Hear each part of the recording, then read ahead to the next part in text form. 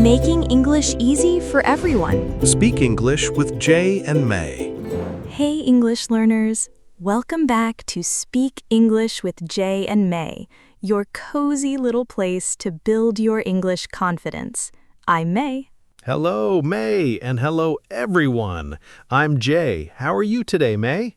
I'm doing so great, Jay. Actually, this morning I was thinking about something really exciting, and I think today's topic is going to change a lot of people's lives. Ooh, that sounds big. What are we talking about today? Today, we are talking about how to speak English fluently, step by step, like actually fluently, not just I know some words fluently, real, confident, natural fluency. Oh, wow. Okay. I need this. I really need this. You're not alone, Jay. Millions of people around the world are asking the same question every single day. How do I speak English fluently? And today, we're going to break it down in simple, real steps. I love that. Because honestly, sometimes I feel like I study and study, but my speaking doesn't really improve that much. Is that normal? So normal. And there's a reason for that. We'll get to it, I promise. But first, real quick. Oh, yes. If you are new here, welcome to Speak English with Jay and May. We make a new episode every single day to help you build your English confidence. So please subscribe, turn on the notification bell, like this episode, and share it with a friend who wants to speak better English. It really helps us so much. Thank you so much. Okay, Jay, let's get into it. Are you ready? So ready. Let's go. All right. So first, I want to ask you something. When you try to speak English, what happens in your head? Okay. Honestly, I think in my language first, then I try to translate it into English, and then by the time I figure out the words, the moment is gone. Yes, that is exactly the problem for most learners. And that one habit, thinking in your own language first, is the number one thing that slows down fluency. Wait, really? So I need to stop translating? Exactly. Step one to fluency is think in English, even just a little bit, even just simple thoughts. But how? Like, how do I just switch my brain like that? Okay, so here's what I tell my students. Start small. When you wake up in the morning, just think in English for 5 minutes. I'm tired. I want coffee. Today is Monday. I don't like Mondays. Simple things. Okay, that's actually really funny because I do not like Mondays either. Nobody does. But see, that's the point. You don't need big, complicated sentences. You just need to start making English the language of your thoughts. Slowly, little by little. Okay, so step one, think in English. Got it. What's step two? Step two is something that people always skip, and I don't know why. Step two is speak out loud every day, even alone. Wait, like talk to myself? Yes, talk to yourself. Narrate your life. When you're cooking, say, I am cutting the onions. I'm going to make soup. When you're walking, say, the weather is nice today. I like this street. Okay, my family is going to think I've lost my mind. Maybe, but here's the thing. Your mouth needs practice, not just your brain. A lot of learners know English in their head, but their mouth doesn't know how to move fast enough. Speaking out loud trains your mouth. Oh, that makes so much sense. It's like you can know all the rules of swimming, but if you never get in the water, you can't swim. That is a perfect analogy, Jay. Exactly like that. Knowledge without practice is just information. Fluency comes from doing. Okay, so step one, think in English. Step two, speak out loud every day. What's step three? Step three is my personal favorite, and this is where things get really interesting.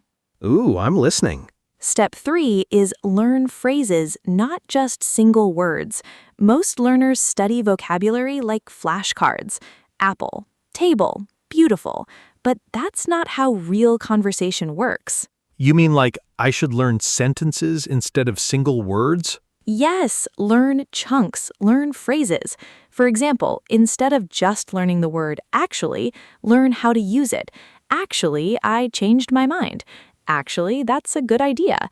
When you learn words inside phrases, they stick better and you can use them right away.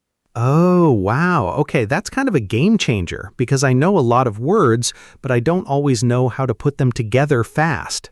Exactly. And that gap, knowing words but not being able to use them quickly, that's what makes speaking feel slow and difficult. So, how do I find good phrases to learn? Listen to natural English, podcasts like this one, TV shows, YouTube videos. When you hear a phrase you like, write it down, then practice using it the same day. Okay, so don't just write it and forget it. Actually use it. Yes, use it or lose it.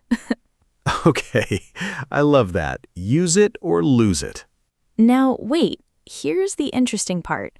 A lot of learners think fluency means having no mistakes, and that belief is actually hurting them. Wait, what? So fluency doesn't mean perfect English? No, fluency means being able to communicate smoothly and naturally. It does not mean zero mistakes. Even native speakers make mistakes. Really? Like native speakers mess up too?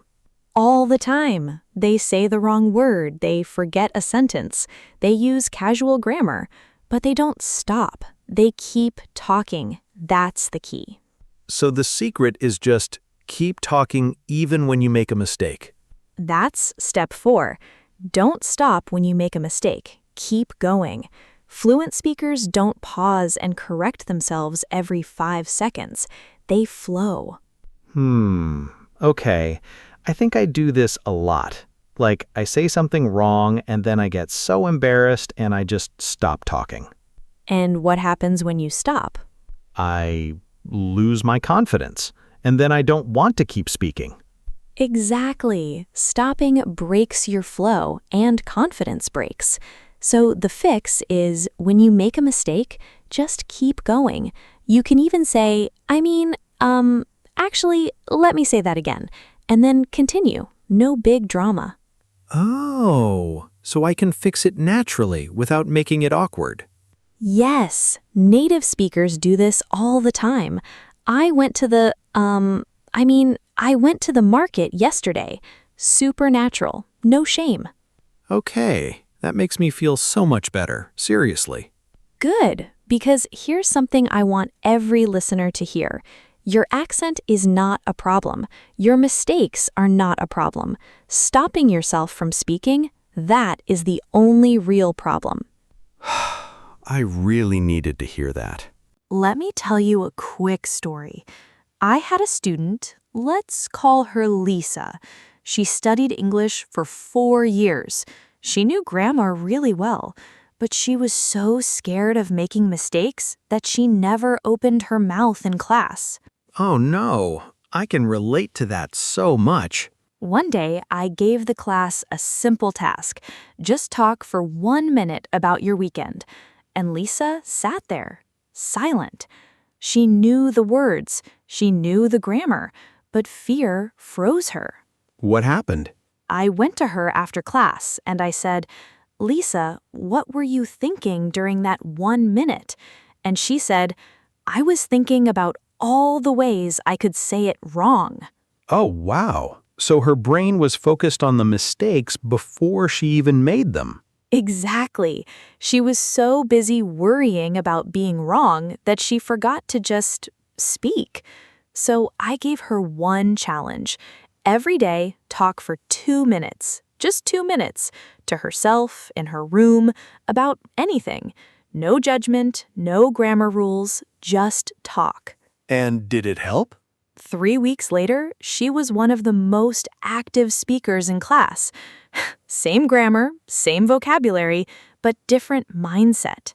That is such a good story. So the mindset is a huge part of fluency. Huge.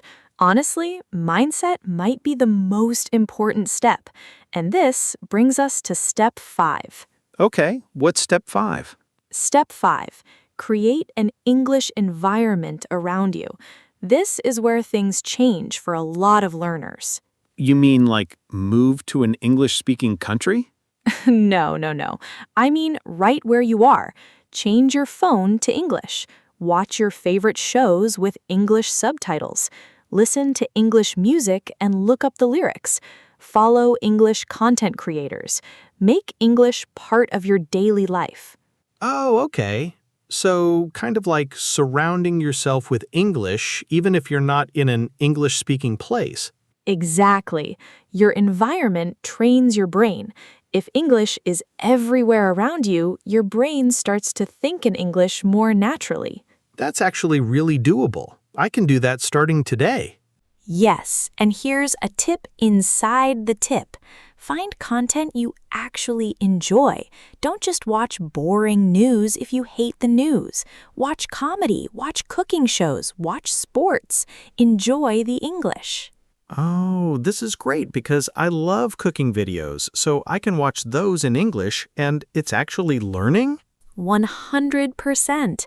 Enjoyment is the secret ingredient for language learning. When you enjoy something, your brain absorbs it faster. Okay, wait. Can we recap the 5 steps real quick because I want to make sure I have them all? Of course.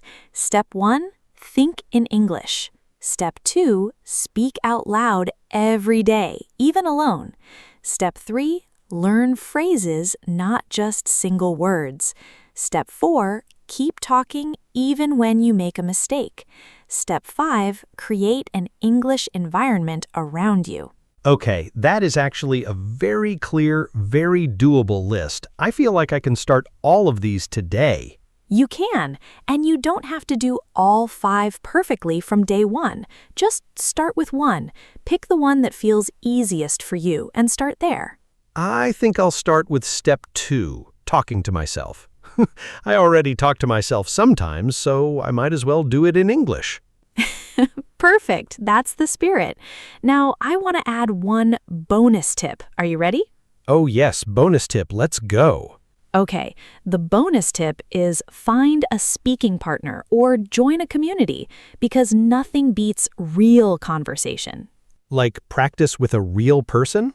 Yes, a friend, a classmate, someone online, even a language exchange partner. Real conversation gives you the pressure and the practice that you can't get from studying alone. And if we don't have someone to practice with? You're listening to us every day. Talk back to this podcast, seriously. When May asks a question, answer out loud. When Jay says something, repeat it. Make it interactive. Oh, that's actually a great idea. Like use the podcast as your conversation partner. Exactly. We're here every day for that. Now, let me ask you something, Jay. If you could go back to when you started learning English, what would you tell yourself?